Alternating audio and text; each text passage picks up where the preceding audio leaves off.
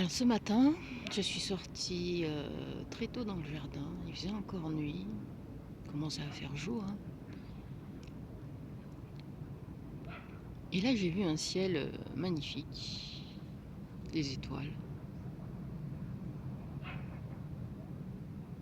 qui brillaient dans le ciel. Et je me suis dit, aujourd'hui, il va faire super beau. Il fait beau.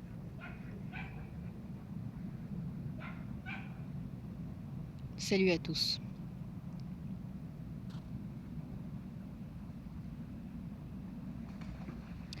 Je vais vous lire un article qui parle du texte de loi qui a été voté en catimini, et je dis bien en catimini, hein, en pleine nuit.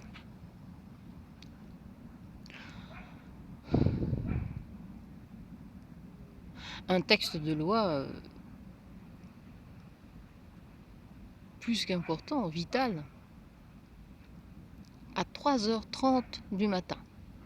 C'est signé, hein. Ceux qui savent connaissent.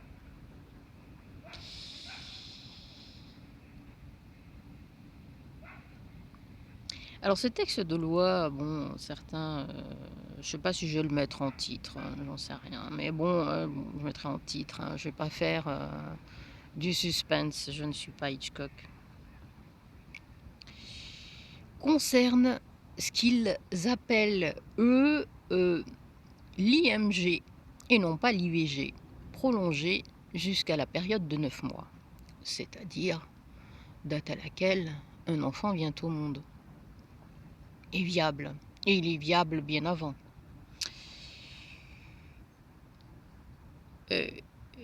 Le titre, c'est... bien sûr, il joue toujours sur les mots. Pour eux, ce n'est pas un IVG. L'IVG reste ce qu'il est, mais c'est un IMG. C'est comme ça qu'ils justifient cette loi. Alors, je vais vous le lire.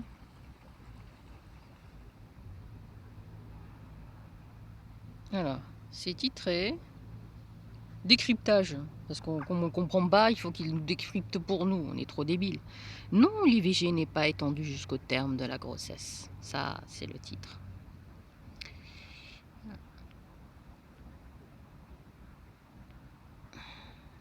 Suite à l'adoption en deuxième lecture d'un amendement demandant la prise en compte de la détresse psychosociale dans l'examen des demandes d'interruption médicale de grossesse, IMG, des personnalités et internautes pro-vie ont dénoncé ce qu'ils considèrent comme la fin du délai de 3 mois pour l'IVG. À tort.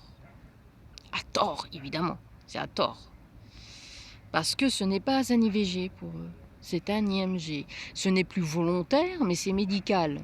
C'est-à-dire que ce sont les médecins, les psychologues, les psychiatres, etc., qui font le choix pour une personne qui leur semble en détresse. Voilà. Qui font le choix de tuer, parce qu'un avortement, c'est une fin de vie. Donc, on termine une vie, et là, on tue un enfant à naître qui a plus de 5, 6, 7, 8, 9 mois, qui est prêt. Voilà. Il justifie tout ça pour dire que ça existait déjà, et c'est vrai que ça existe depuis 1994, cet IMG, qui a été en fait voté pour pallier au problème des femmes qui ont des grossesses difficiles, qui encourent la mort si elles ne se débarrassent pas du bébé, voilà, donc si elles n'avortent pas. Ou qui considèrent que le bébé a été diagnostiqué trop malade pour pouvoir survivre ou avoir une vie normale. Voilà. Donc on décide d'injecter, ce sont 2 médecins dans ce cas-là, si j'ai bien compris, et 4 pour l'amendement, le dernier amendement qui a été 4 personnes. Voilà, il y a 2 médecins qui décident, voilà, d'injecter un, un produit mortel au futur nouveau-né pour le tuer dans le ventre de la mère. Même dans ce cas-là, où le bébé est censé être malade et donc pas viable, ou que la mère est en danger de mort, je ne comprends pas pourquoi on décide de tuer un fœtus qui peut vivre à 6 mois, à 7 mois, à 8 mois. Il y a bien des bébés nés prématurés. Donc je ne comprends pas pourquoi on ne fait pas une césarienne. Pourquoi on décide d'injecter un poison dans le ventre de la mère qui est supposée être tellement malade, en danger de vie, qu'elle ne peut pas survivre. Je comprends. Pourquoi donc on ne sort pas le bébé du ventre de la mère? Puisque nous avons quand même des hôpitaux qui sont bien équipés dans le cas où des enfants naissent prématurés. Et ça va parfois jusqu'à 5 mois. Et les enfants survivent.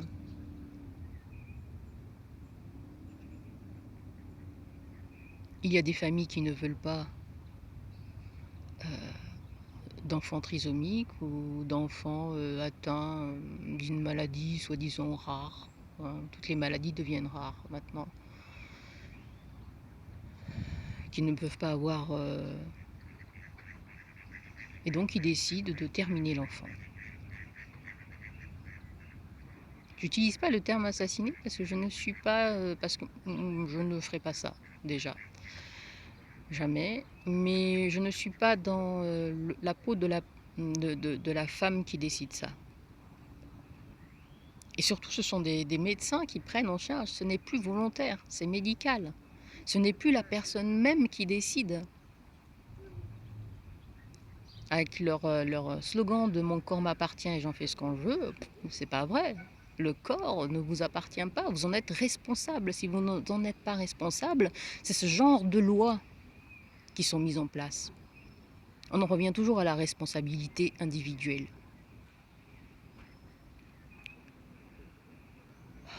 Que l'on veut nous enlever aujourd'hui. Hein. Écoutez bien ce qui se dit. Hein.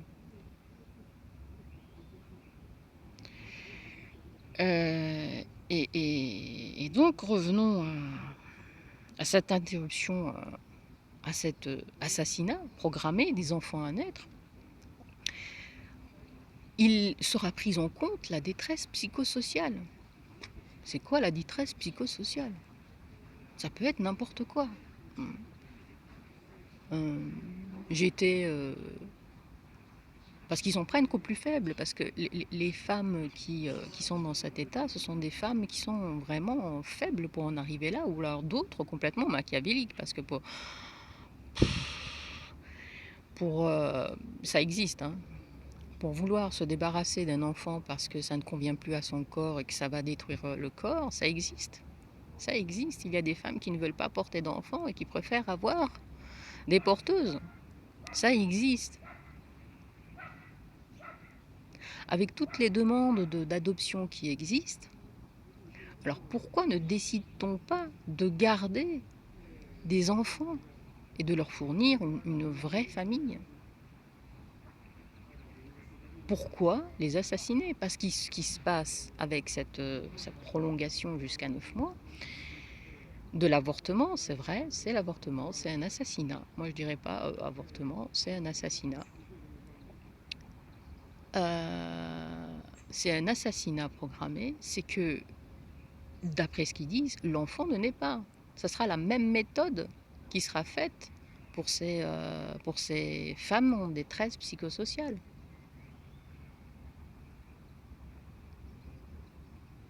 Là, on ne parle pas de viol, de... Non. Quand on a été violé et qu'on se rend compte on a parfaitement le droit, ça existe depuis longtemps, d'avorter, sans attendre jusqu'à 9 mois. Pourquoi attendre jusqu'à 9 mois? Beaucoup de femmes sont arrivées jusqu'à ce terme et beaucoup s'en sont bien sorties, malgré tout.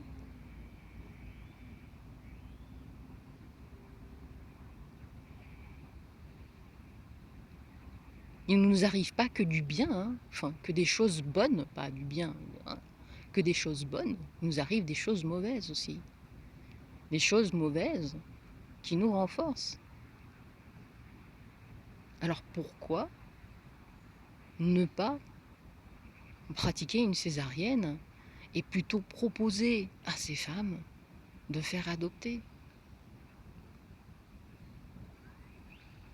En même temps, on vote la loi PMA. De gens qui décident de ne pas procréer naturellement. Ça aussi, il en va de la responsabilité individuelle. La société n'a pas à assumer le choix de vie de certaines personnes. Il y a des moments où il n'y a pas, c'est pas de notre fait, certaines femmes ou certains hommes ne se marient pas, ne trouvent pas la personne, ou se marient, divorcent, et ne trouvent jamais vraiment, et puis finalement ils décident, et ça concerne bien sûr la PMA, les femmes, de prendre sur soi, quoi, de prendre sur soi et de continuer à vivre quand même. L'adoption, hein, ça existe, et des enfants à adopter, il y en a plein dans le monde. Alors pourquoi décider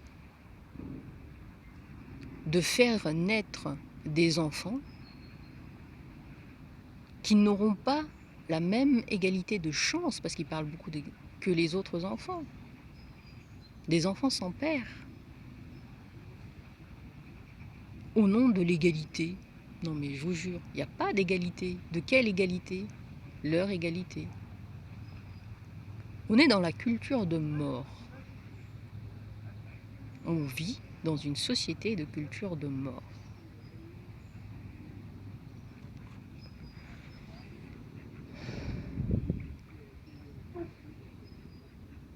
Ça n'a rien à voir avec tous les pro-vie ou contre l'IVG ou tout ce qui est en fait maintenant voté va être du sociétal pour détruire, j'en ai déjà parlé, pour nous détruire de l'intérieur.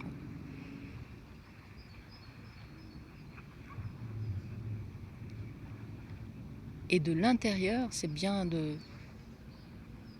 la famille qu'on détruit.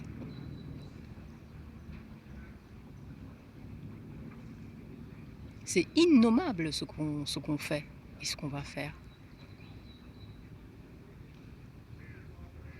Parce que les lois sont faites pour protéger les plus fragiles. On ne fait pas des lois exceptionnelles pour détruire ça.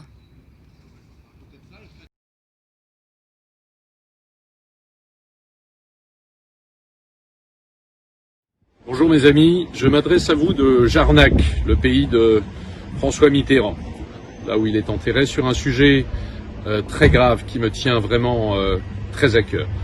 Il y a quelques jours, à l'Assemblée nationale, à 3h30 du matin, une poignée de députés socialistes et macronistes irresponsables ont adopté, avec la neutralité du gouvernement, un amendement à la loi bioéthique qui contient beaucoup de dispositions tout à fait regrettables, un amendement qui lui est carrément, j'hésite pas à le dire, criminel.